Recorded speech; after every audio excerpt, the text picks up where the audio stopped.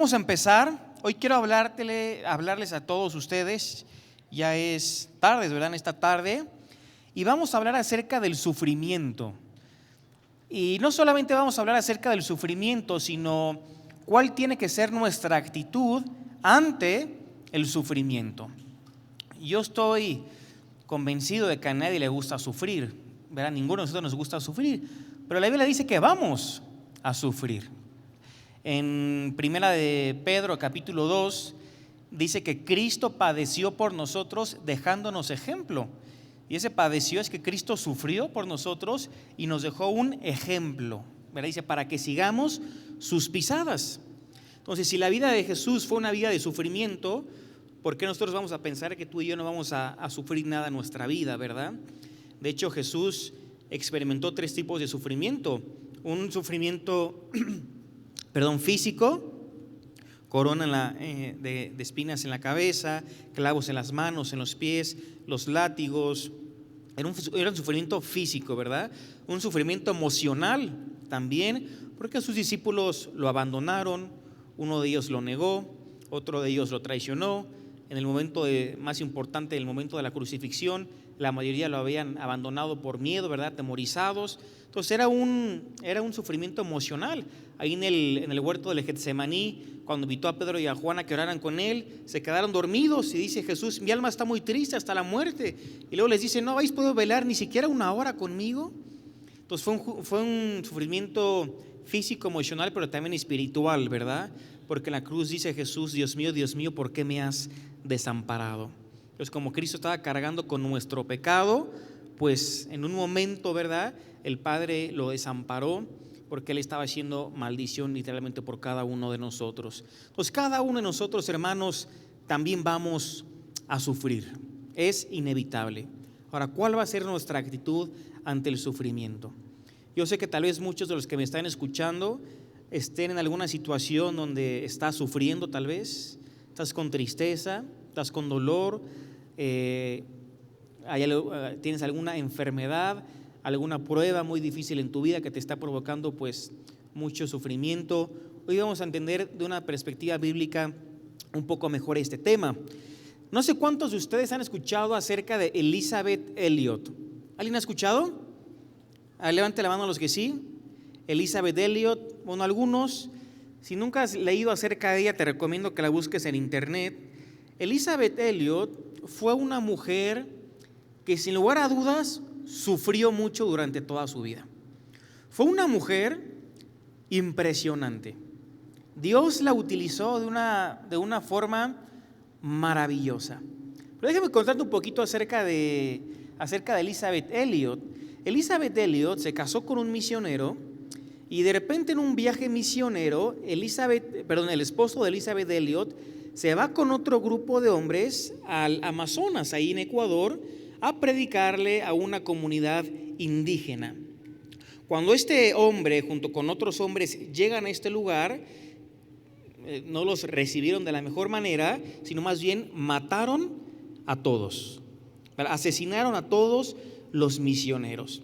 Ahora, para este entonces Elisabeth Elliot no llevaba, creo que ni 4 años de casada con este hombre, y él ya había muerto, ¿verdad?, ahí en el Amazonas, en el Ecuador. Ahora esta mujer cuenta su testimonio y nos narra cómo ella tuvo que ir a predicarle literalmente a los que habían asesinado a su esposo. Y después ella empezó una obra en ese lugar y el evangelio empezó a hacer pues su obra, ¿verdad? Dios empezó a hacer su obra y más gente empezó a convertirse en el cristianismo. Pero fue esta mujer quien le tuvo que predicar literalmente a los asesinos de su esposo. Más o menos como 12 años después de que su primer esposo muriera, ella se vuelve a casar. Y lo mismo, más o menos en unos 4 años de casada, ya con su segundo matrimonio, a su esposo le detectan cáncer y muere también. Entonces, 2 de sus esposos murieron. Uno asesinado por unos indígenas, por una tribu, y otro por causa del cáncer. Fue una mujer, hermanos, que fue utilizada por Dios de una gran manera, pero fue una mujer que sufrió muchísimo. Ella escribió un libro que te recomiendo mucho que se llama Sufrir nunca es en vano. Sufrir nunca es en vano. Hermanos, podríamos mencionar historias de gente que ha sufrido, pero tal vez lo podamos contar o narrar con nuestra propia vida. Déjenme contarles y abrirles un poquito mi corazón. Mi hermano Estefano ya tiene un poquito más de un mes que falleció, que se fue a la presencia del Señor. Gracias a los que se han acercado conmigo a decir que han estado orando, en verdad se los agradecemos muchísimos. Pero déjame compartirte que más o menos unos 5 días antes de que mi hermano muriera, él ya estaba en terapia intensiva, y bueno, nosotros ya nos habíamos enterado de que él estaba un poco delicado, ¿verdad? Entonces mi hermano Yaxel y yo viajamos de Querétaro a México porque él estaba aquí en el hospital, pero yo llegué al hospital con un poco de gripa, y como mi hermano estaba en terapia intensiva, yo no podía entrar a verlo porque no, lo tienen muy cuidado, ¿verdad? No lo podía contagiar, entonces yo no lo podía ver, me lo tenían prohibido. Ahora, no solamente no lo podía ver a él, tampoco yo podía ver a mi familia que estaba en la sala de espera, porque como ellos sí entraban a ver a mi hermano, pues yo tampoco podía contagiarlos a ellos. Entonces yo simplemente estaba en el hospital, en el lobby, en un sillón, ahí esperando, pues a ver si de repente ya me curaba, ¿no? Después de algunos días, y ya podía entrar a ver a mi hermano. Entonces yo estaba en ese sillón, estaba con mi Biblia. Pues imagínate, en una situación como esa, muchas cosas te pasan por la cabeza, muchos pensamientos. Uno nunca quiere ver a su hermano sufrir, y bueno, es una situación muy difícil, ¿verdad? Y yo en mi interior pues, estaba con esta necesidad de buscar a Dios. Sabía que tenía que descansar en Él, depender en Él, refugiar en Él, ser Él quien me consuele, saber que Dios siempre tiene un propósito. Entonces yo quería leer algo en la Biblia que Dios me hablara por lo que yo estaba atravesando en ese momento, pero al mismo tiempo no sabía bien por dónde empezar. Yo decía, bueno, ¿y qué leo? ¿Qué leo? ¿Dónde abro? ¿Dónde Dios quiere hablar a mi vida? Y estaba pensando, y Dios me llevó a Primera de Pedro capítulo 1. Ahora, antes de que leamos la Biblia en Primera de Pedro capítulo 1, déjame contarte un poquito qué era lo que estaba pasando o qué estaban atravesando los cristianos a los cuales Pedro les escribe. Pedro le escribe a un grupo de cristianos a la iglesia que estaban en la época del emperador Nerón. Este emperador era un emperador obviamente romano, pero era un emperador que tenía un odio impresionante hacia los cristianos. Él odiaba a los cristianos y era un emperador sumamente sanguinario. Ahora cuenta la historia, y varios historiadores nos los cuentan en diferentes libros y cartas, que Nerón tenía un sueño. Este sueño era reconstruir la ciudad de Roma. Reconstruir Roma. Él la quería hacer a su gusto, a su manera. Ahora, para poder lograr esto, se dice que el emperador Nerón, provocó un gran incendio en toda la ciudad. Y dice que fue un incendio impresionante. Obviamente esto lo hizo a escondidas, ¿verdad? Nadie podía enterarse que había sido Nerón quien había permitido y mandado este incendio. Ahora, cuando la gente comienza a sospechar de que era Nerón quien estaba tramando todo esto, pues obviamente la gente empezó a hablar, ¿no? Y decir, ¿cómo puede ser? Nerón está haciendo esto y aquello. Y Nerón obviamente pues no puede dejar las cosas así. Se cuenta que para desviar la atención, lo que él hizo fue echarle la culpa, ¿a quién se imaginan? A los cristianos. Entonces, todos los ciudadanos en Roma, en lugar de estar culpando a Nerón, se voltean y comienzan a culpar a los cristianos. Esto provocó una persecución impresionante hacia los cristianos. No saben, hermanos, la cantidad de cristianos que murieron en aquella época. Quiero contarte lo que narran 2 historiadores para que entremos un poquito en conciencia de qué fue lo que ellos sufrieron. Dice Tácito, un historiador romano, él dijo lo siguiente: sadismo de toda clase se añadían a su ejecución. Dice, cubiertos con las pieles de animales, eran descuartizados por los perros hasta morir.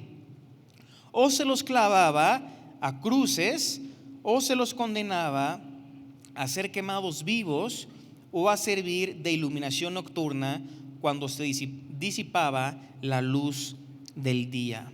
Otro historiador cristiano, el primero que leí no era cristiano, este sí, llamado Sulipio Severo, él dice lo siguiente: Nerón desvió la acusación contra los cristianos y por consiguiente se les infligieron a los inocentes las más crueles torturas.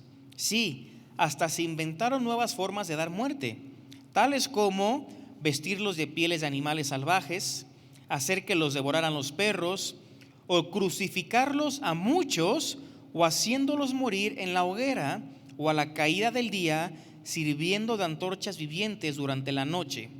Dice, suplicio que correspondió a no pocos de ellos, murieron miles de ellos. Dice, de esta manera empezó a desatarse la crueldad contra los cristianos. Luego su religión fue prohibida con leyes que se promulgaron y edictos proclamaron por doquier que los cristianos estaban fuera de la ley. ¿Ustedes se imaginan el sufrimiento que hubo en esta época? Miles de cristianos murieron a causa de la persecución.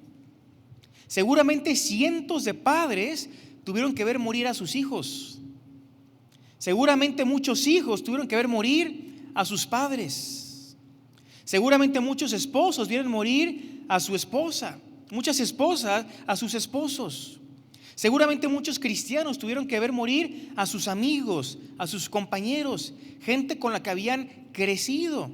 Literalmente los cristianos estaban siendo asesinados. Los mandaban a la hoguera, los crucificaban, los echaban con los perros salvajes, los mataban de forma cruel. Dice que la maldad de Nerón llegó a ser tan grande que literalmente prendían fuego vivos a los cristianos y los colgaba de noche para que ellos sirvieran como antorchas humanas.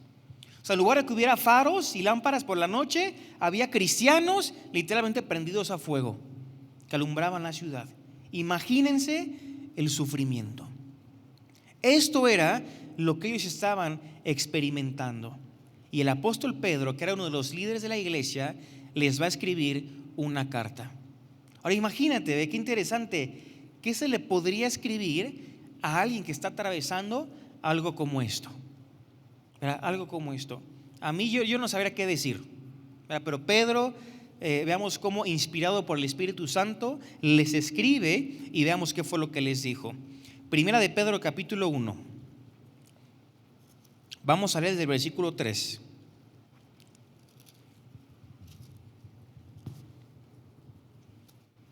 ¿Ya están ahí? Primera de Pedro 1:3. Vamos a estar leyendo desde el versículo 7, pero vamos a hacerlo un poquito diferente. Vamos a ir leyendo por partes para poder ir explicando, ¿verdad? Fíjense la primera expresión. ¿Cómo empieza el versículo 3? Bendito el Dios, y luego ¿qué dice? Y Padre de nuestro Señor Jesucristo. Vamos a quedarnos ahí. Fíjense, hermanos, qué interesante expresión. Dice, bendito el Dios. Ahora, ¿qué significa bendito? Cuando decimos bendito, ¿qué estamos tratando de decir? De repente se acerca un nieto, ¿no? Con la abuela, con el abuelo y dice, abuelo, ¿qué crees? Pasé mi examen de matemáticas. ¿Qué dice la abuela? Bendito sea Dios. Bendito sea Dios. Entonces, es un término que la gente utiliza a veces de forma común. Pero cuando alguien dice bendito Dios, bíblicamente, ¿qué significa? La palabra bendito en el original es la palabra eulogetos. Eulogetos. Esta palabra eulogetos se deriva de otra palabra que es la palabra eulogeo. ¿Y eulogeo a qué te suena? A elogio. De ahí viene la palabra elogiar. Ahora, ¿qué significa elogiar? Elogiar es hablar bien de alguien. En México, ¿cómo diríamos? Echarle porras, echarle flores, echarle rosas, hablar bien de alguien. Esto significa la palabra eulogeo. ¿Por qué? Eu significa bien o bueno y logos es literalmente palabra. Entonces, ¿qué significa eulogeo? Hablar bien. Esto significa hablar bien. Ahora, la palabra eulogetos, que se deriva de la primera palabra que ya expliqué, literalmente significa alabado o adorado. Esto significa alabado o adorado. Y es una expresión que utilizaban todos los judíos y que los cristianos siguieron utilizando. Entonces, cuando aquí en el versículo 3 el apóstol Pedro está diciendo bendito el Dios, él está diciendo alabado sea Dios, adorado sea Dios. Ahora, esta palabra bendito solamente aparece 8 veces en todo el Nuevo Testamento. Por ejemplo, en los evangelios, ahí en el evangelio de Marcos capítulo 14 versículos 61 y 62, estaba Jesús con el sumo sacerdote, estaba a punto de ser crucificado, y el sumo sacerdote le va a decir a Jesús: ¿eres tú el Cristo, el Hijo del bendito? Es lo que dice el sumo sacerdote a Jesús: ¿eres tú el Hijo del bendito? Jesús respondió: yo soy. Yo soy. Entonces Jesús reconoce que Él es el Hijo del bendito, o sea, el Hijo de Dios. Y es que esta palabra bendito es una palabra que se utiliza únicamente a Dios. En la Biblia solamente se hace referencia a Dios, no a los ángeles, no a María, no a los apóstoles, no, es solamente Dios, el alabado y el adorado. Ahora quiero llevarte a otras partes de la Biblia para que veamos en qué contexto vuelve a aparecer esta expresión bendito sea Dios. Vayamos a Romanos capítulo 9. Acompáñenme, Romanos capítulo 9, versículo 1.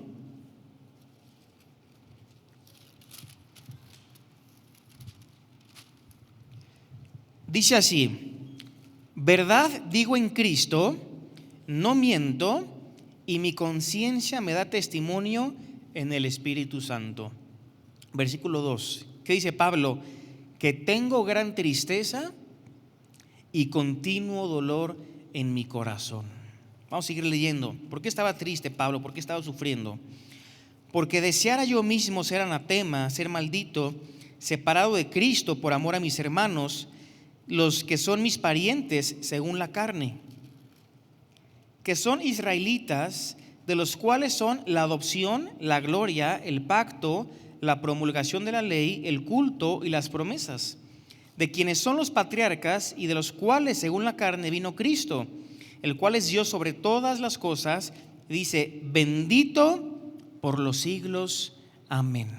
Aquí aparece una vez más la expresión bendito sea Dios por los siglos de los siglos, amén. Ahora Pablo nos está abriendo su corazón porque le está diciendo: el deseo que yo tengo es que mis hermanos, los judíos, tengan esta misma esperanza, tengan esta misma fe en Jesús. Y aún Pablo, ¿verdad? Llegó a decir en el versículo que leímos que él deseaba mismo ser anatema, separado de Cristo, con tal de que sus hermanos conocieran a Jesús. Ahora vamos a otro versículo, vamos a 2 de Corintios, capítulo 1, versículo 3. 2 de Corintios 1:3.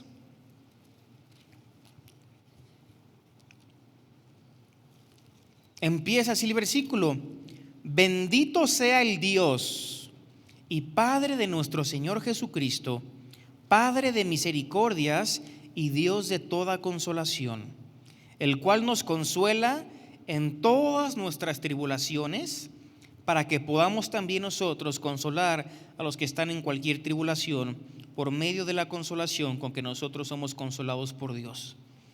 Porque de la manera que abundan en nosotros las aflicciones de Cristo, así abunda también por el mismo Cristo nuestra consolación. Versículo 8.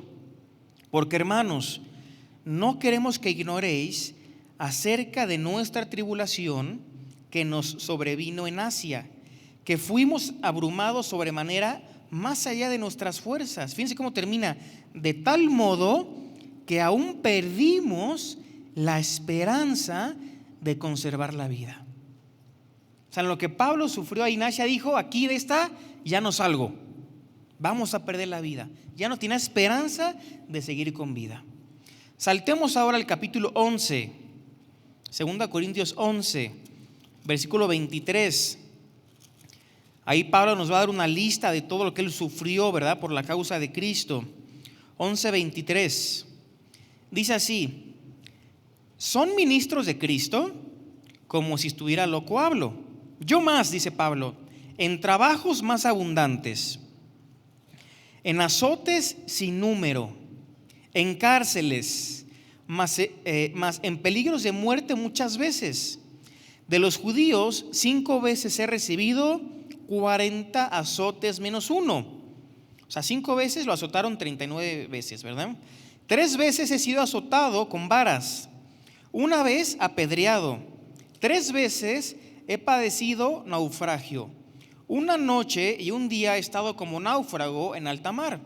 Dicen caminos muchas veces, peligros de ríos, de ladrones, peligros de los de mi nación, de los gentiles, peligros en la ciudad, peligros en el desierto, peligros en el mar, peligros entre falsos hermanos, en trabajo, fatiga, desvelos, hambre, sed, ayunos, frío, desnudez. Y sumándole todo esto, dice versículo 28, y además se agolpa cada día la preocupación por todas las iglesias. Entonces dice Pablo, ¿quién enferma y yo no me puedo enfermar? ¿A quién se le hace tropezar y yo no me indigno? Si es necesario gloriarse, me gloriaré en lo que es de mi debilidad. Pero fíjense versículo 31, el Dios y Padre de nuestro Señor Jesucristo, quien es bendito por los siglos, sabe que no miento. ¿Por qué te estoy llevando, hermano, a que podamos leer todos estos versículos? Porque no sé si te diste cuenta, pero en cada una de las porciones que leímos, siempre que aparece la frase bendito sea Dios, es en un contexto de prueba, dolor, sufrimiento, enfermedad, etc. San Romanos, ¿qué dijo Pablo? Tengo un dolor en mi corazón, tengo tristeza en mi corazón, pero bendito sea Dios. En 2 de Corintios capítulo 1 dijo, estamos afligidos, estamos atribulados, perdimos la esperanza de conservar la vida, pero termina diciendo, bendito sea Dios. En 2 de Corintios capítulo 11 nos da la enorme lista que acabamos de leer de todo lo que sufrió el apóstol Pablo, pero termina diciendo, bendito sea Dios. En 1 de Pedro capítulo 1, los cristianos estaban siendo perseguidos, los estaban matando, estaban huyendo por la persecución que Nerón provocó, pero Pedro les escribe y les dice, bendito sea el Dios. ¿Qué nos está intentando, hermanos, decir la Biblia a cada uno de nosotros? Que Dios tiene que ser alabado y adorado en todo momento. ¿Tienes dolor en tu corazón? Alaba a Dios, adóralo. ¿Estás enfermo? Adora a Dios. ¿Estás triste? Adora a Dios. ¿Estás sufriendo? Adora a Dios. En todo momento Dios tiene que ser alabado y adorado. Recordemos que la palabra bendito viene de la palabra hablar bien. ¿Nunca has escuchado cristianos que nada más empiezan a ser probados y ya empiezan a hablar mal de Dios? Ya se empiezan a endurecer en contra de Dios. Hermanos, no tenemos que ser así. No tenemos que ser así. En medio del sufrimiento tenemos que tener una actitud de alabanza y de adoración a Dios. Pedro sabía perfectamente qué era lo que los cristianos estaban afrontando y experimentando por causa de la persecución. Pero le dice, bendito sea el Dios. Bendito sea Dios. ¿Qué más les dice? Si volvemos a 1 de Pedro 1, en el versículo 3, que fue el versículo donde nos quedamos, dice, bendito el Dios y Padre de nuestro Señor Jesucristo. Y fíjense qué hermoso versículo, dice, que según su grande misericordia, notemos que no dice según su misericordia. ¿Qué dice el versículo? Su grande misericordia nos hizo renacer para una esperanza viva por la resurrección de Jesucristo de los muertos. Hermanos, aquí Pedro no solamente les recuerda que ellos tenían que alabar a Dios en todo momento. Aquí Pedro les recuerda que Dios es un Dios misericordioso. Yo sé que muchas veces pasamos por cosas muy difíciles que nos hace perder de vista el enfoque y dejamos de ver a Dios como un Dios misericordioso. Pero aquí Pedro le escribe a este grupo de cristianos y les dice: Dios es un Dios grande en misericordia. La misericordia de Dios significa su compasión hacia cada uno de nosotros, el amor. Y es gracias a la misericordia de Dios que Él nos ha hecho renacer. Esta palabra renacer habla de la palabra regeneración, habla del nacimiento espiritual. En Juan 13, cuando Nicodemo le dice a Jesús, o están ellos platicando, y Jesús le dice: Nicodemo, tienes que nacer de nuevo. ¿A qué se está refiriendo? Justamente a esto, a renacer, a nacer espiritualmente, pasar de muerte a vida al confiar en Jesucristo como único y suficiente Salvador.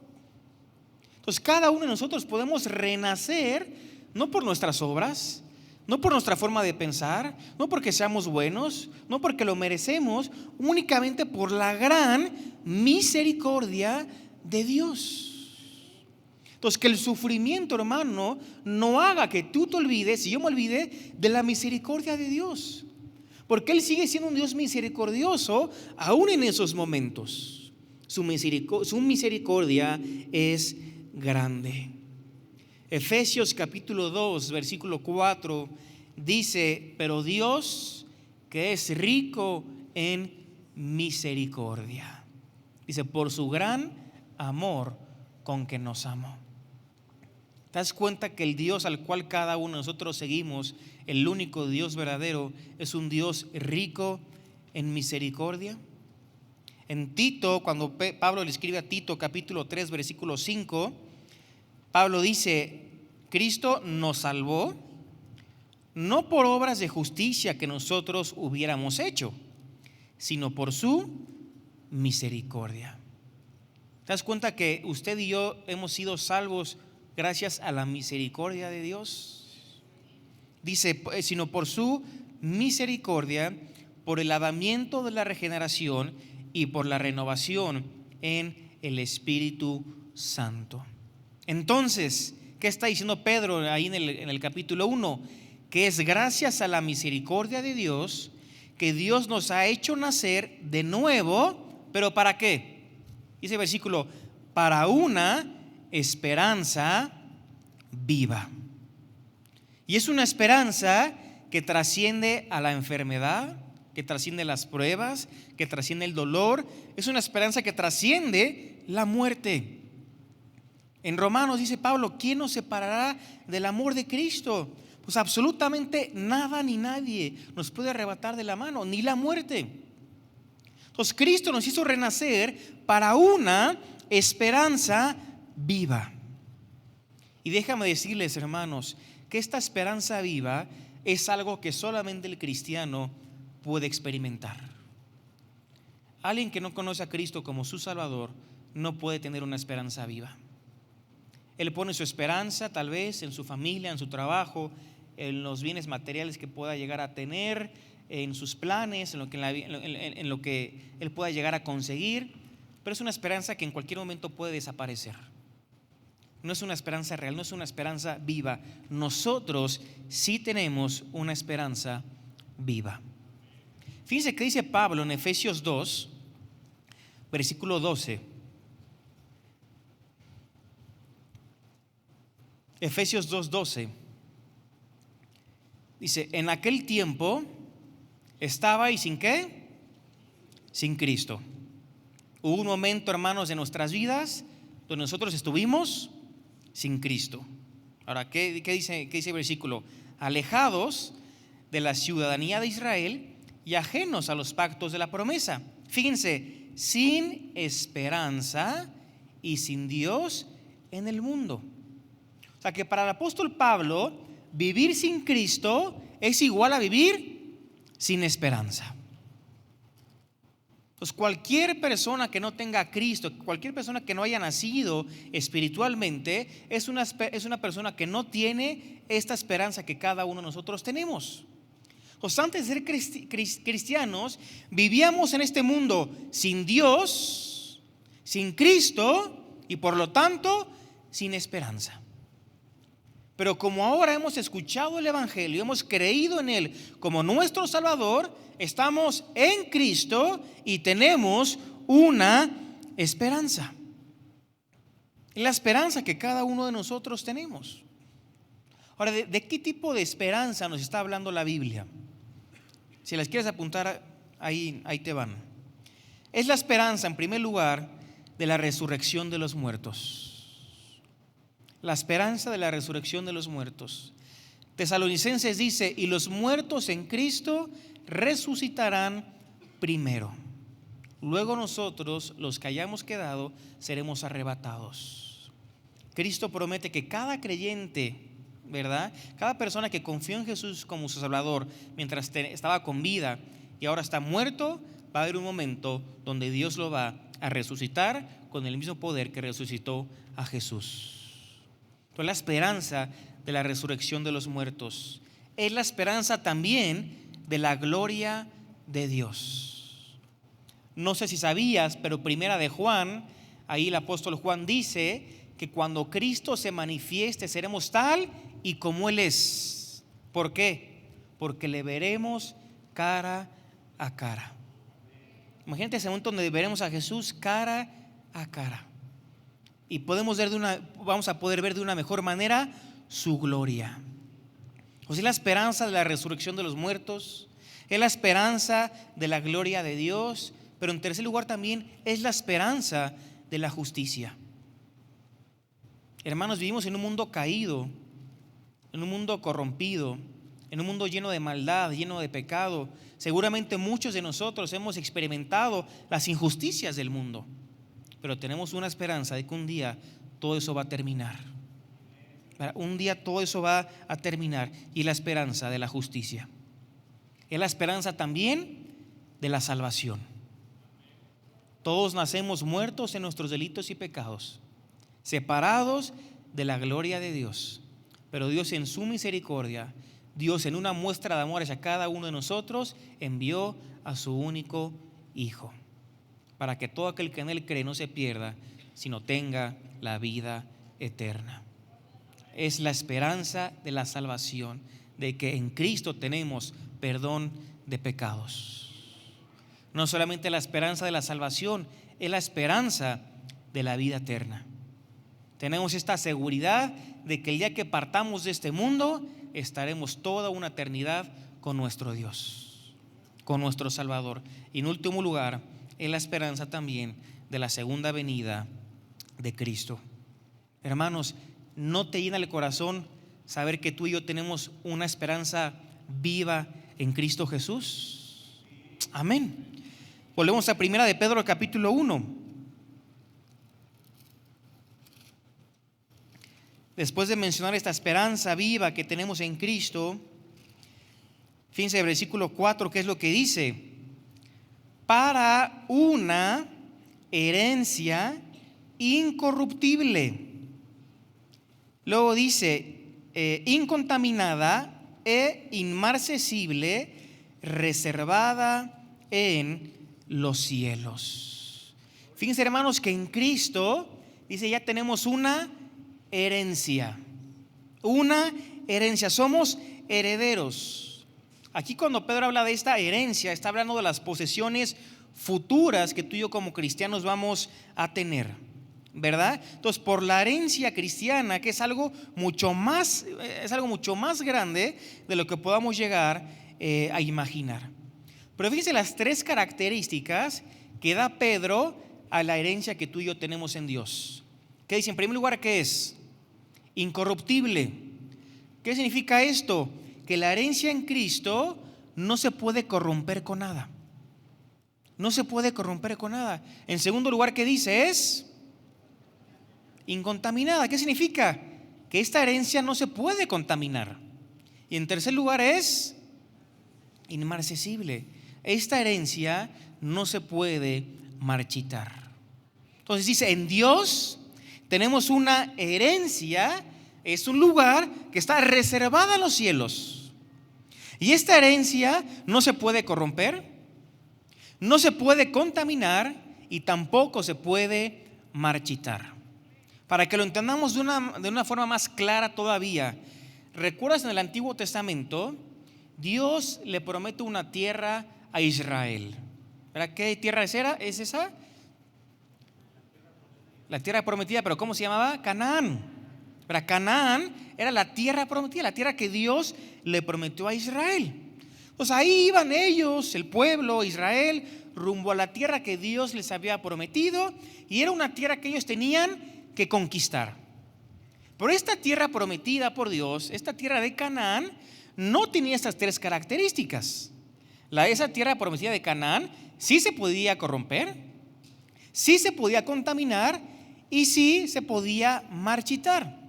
¿Por qué sí se podía corromper? Porque la tierra de Canaán constantemente estaba bajo el ataque de los ejércitos enemigos. Entonces era una tierra que constantemente estaba en ataque, en ataque, en ataque. Entonces era una tierra que se podía corromper. ¿Por qué sí se podía contaminar? Porque si vemos la historia de Israel en el Antiguo Testamento, vemos que muchas veces ellos se inclinaron a la idolatría. Ellos muchas veces empezaron a adorar dioses falsos, dioses paganos, justamente como influencia por todos los enemigos que ellos tenían. Entonces sí se podía corromper, sí se podía contaminar, pero también, y como cualquier tierra, todo lo que naciera, cualquier planta, cualquier hoja, sí se podía marchitar. Lo que está diciendo Pedro es, hermanos, este lugar que está reservado en los cielos es una herencia que cada uno de nosotros tenemos. Pero esa herencia que tú y yo tenemos en Cristo o en Dios es una herencia que no se puede corromper con absolutamente nada. El pecado no puede entrar en ese lugar. La maldad no entrará en ese lugar. Es un lugar que no se puede contaminar. Estaremos adorando únicamente a Dios. Y ya. Y no se puede marchitar. Es la herencia, hermanos, que tenemos en Cristo Jesús. Es ese lugar que Él tiene reservado para cada uno de nosotros en los cielos. Pero continuamos con la lectura, primera de Pedro, capítulo 1.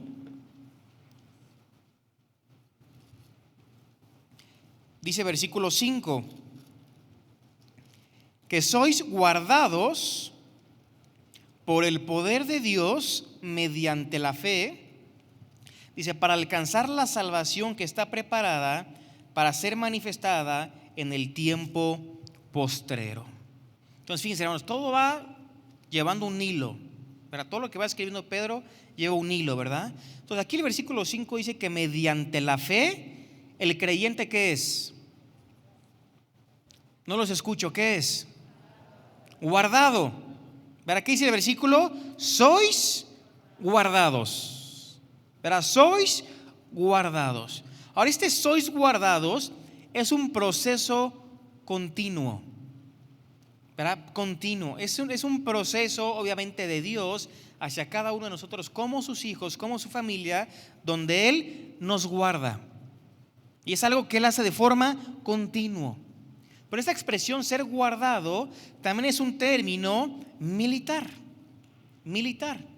Entonces, simplemente para ilustrarlo, de repente hay personas que por temas de seguridad tienen que contratar gente de seguridad, ¿no? O escoltas, como decimos aquí en México, para protegerlos, ¿verdad? Entonces, ¿qué está diciendo el apóstol Pedro aquí en capítulo 1?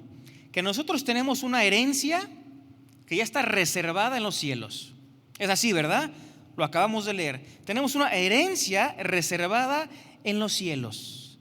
Pero dice que nosotros, que somos los herederos, somos guardados por el poder de Dios. O sea, podríamos decirlo, somos escoltados por el poder de Dios. O sea que nada puede impedir que nosotros ya como creyentes lleguemos a esa herencia que Dios ha prometido para cada uno de nosotros.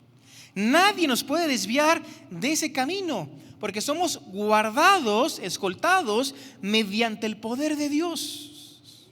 Es lo que el apóstol Pedro está diciendo, hermanos. La herencia está reservada y los herederos son escoltados. Y es mediante el poder de Dios. El poder de Dios, hermanos, es la palabra dunamis, que habla de poder milagroso, habla de eficacia, habla de capacidad. Dios es capaz, Dios es eficaz, Dios es el omnipotente, el todopoderoso, y Él nos cuida, Él nos guarda de forma continua para que cada uno de nosotros lleguemos a la herencia que Él ha reservado en los cielos para cada uno de nosotros. El versículo dice después, para alcanzar la salvación.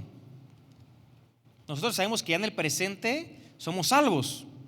Dice primera de Juan, ¿verdad? Para que sepáis que tenéis la vida eterna. Entonces cada uno de ustedes tiene que estar consciente, seguro, de que tiene la vida eterna al confiar en Cristo como Salvador. Pero todavía es una salvación, hermanos, que no está completa, porque aún no hemos sido glorificados. Seguimos luchando con nuestra naturaleza pecaminosa. Seguimos luchando con nuestra carne. Pero cuando Cristo venga por nosotros o muramos, seremos glorificados. Y ahí sí nuestra redención estará completa, porque ya estaremos toda una eternidad sin estar luchando con nuestra propia naturaleza pecaminosa. Entonces dice Pedro, para alcanzar la salvación. Es la consumación final de la salvación que se dará en el día del juicio. Ahora, toda esta herencia, toda esta esperanza viva, todo este lugar que Dios ha reservado en los cielos para cada uno de nosotros es motivo de gozo, es motivo de alegría, es motivo de estar felices, porque dice el versículo 6, fíjense que dice 1 Pedro 3:6, dice, en lo cual vosotros os alegráis. Entonces dice Pedro, esto provoca alegría en el corazón del creyente. Pero aquí, hermanos, volvemos a la parte donde ya no nos gusta lo que vamos a leer después de esto. Si ahorita dice, ay, todo fue, ay, qué bendición, qué bonito. Fíjense lo que dice después. Aunque ahora, por un poco de tiempo, dice, si es necesario, ¿qué dice? Tengáis que ser afligido en diversas pruebas. Aquí es cuando decimos, Dios, esto ya no me gusta. Dios, yo no quiero ser probado. Dios, yo no quiero sufrir. Dios, yo no quiero pasar por cosas difíciles. Hermanos, lo vamos a hacer. Lo vamos a hacer. La parte que no le gusta al creyente es la parte de ser probado. Una prueba es un examen. Yo no he escuchado a nadie que diga, ¿verdad? A mí me encantan los exámenes. Yo no he escuchado a nadie que diga, no, por lo menos en los jóvenes allá en Querétaro, ninguno escuchó que diga, me encantan los exámenes, ¿verdad? A nadie le gustan los exámenes, pero hay que decirlo así, hermanos, los exámenes son necesarios. ¿Por qué son necesarios? Porque por medio de un examen uno puede pasar una materia, uno puede terminar una carrera. Por medio de un examen uno puede saber en qué nivel se encuentra en cuanto a algún tema. Todos los exámenes son necesarios para probar cómo está nuestro nivel muchas veces, nuestro conocimiento. Bueno, aquí cuando habla Pedro de las pruebas, está hablando de un examen que es hecho por Dios hacia cada uno de sus hijos con el fin de que salgamos aprobados. O sea, Dios no quiere que reprobemos el examen. Dios quiere que salgamos aprobados. Pero fíjate las dos características que da Pedro en cuanto a las pruebas. Dice que son por un poco de tiempo. O sea, hermano, estás pasando por una prueba muy difícil, no te preocupes, no va a ser eterna. Tiene un tiempo de duración. Pero no solamente, dice Pedro, son necesarias.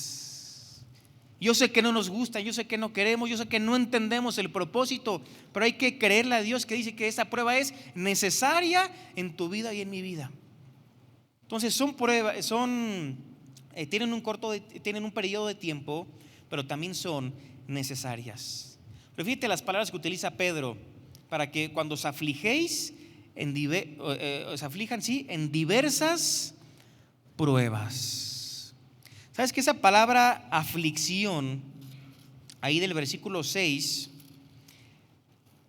creo que sí, déjame ver si es el 6, sí, ese versículo 6, dice, tengáis que ser afligidos. Esta palabra afligidos es tristeza, es sufrimiento.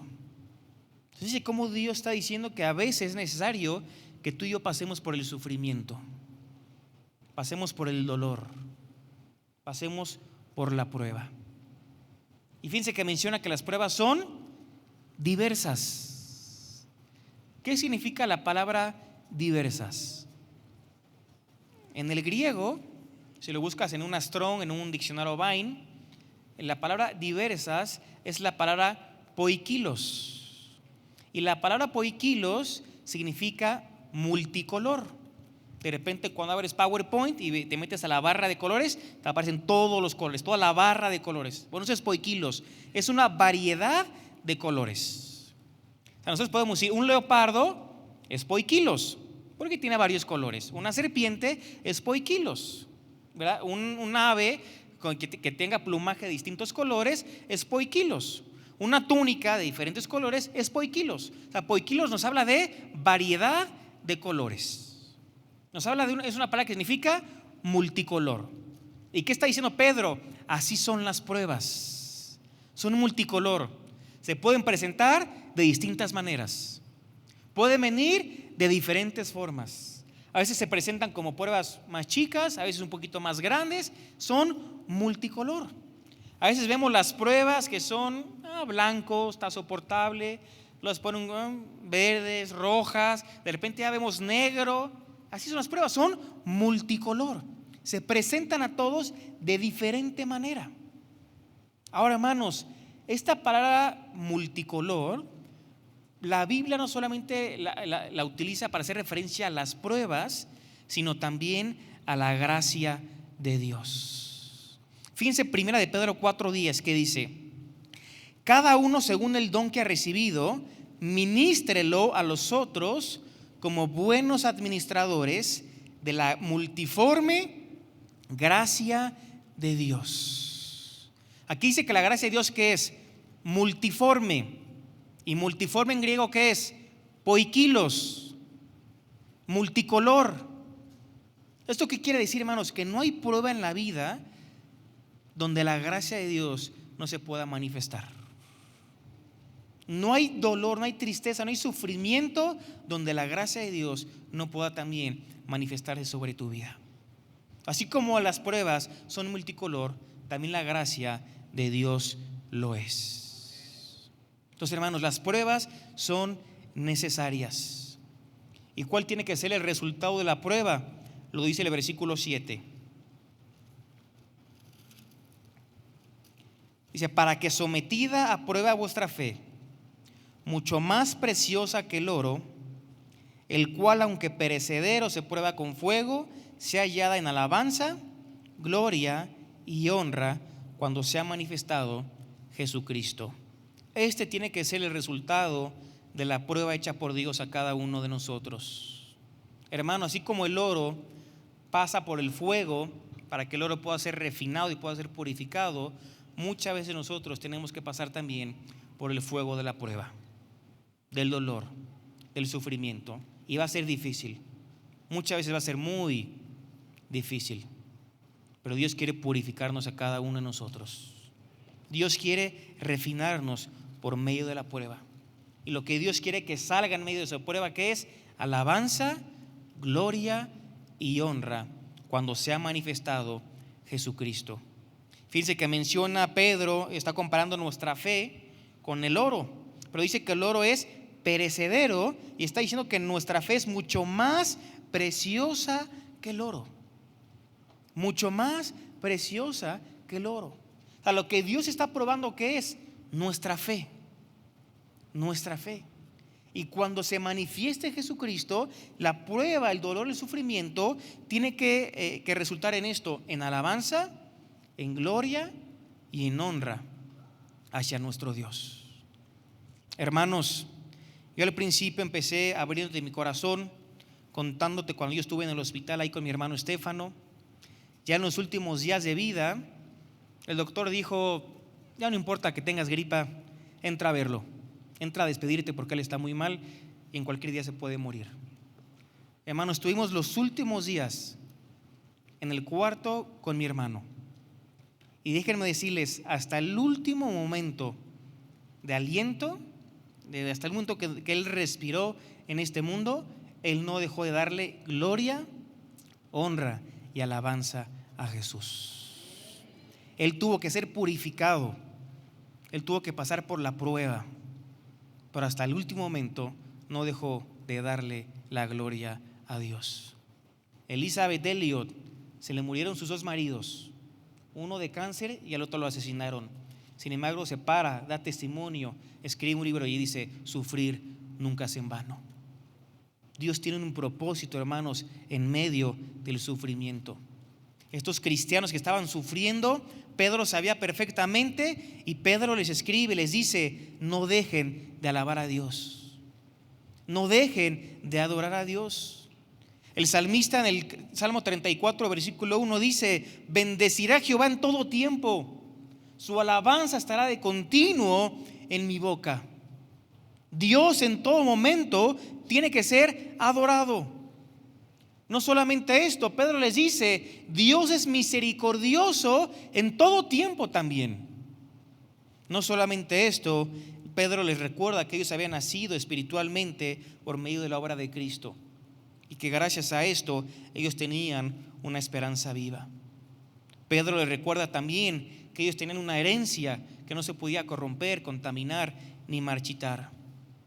Y en último lugar, Pedro les recuerda que el sufrimiento en la vida tiene que resultar en alabanza, gloria y honra.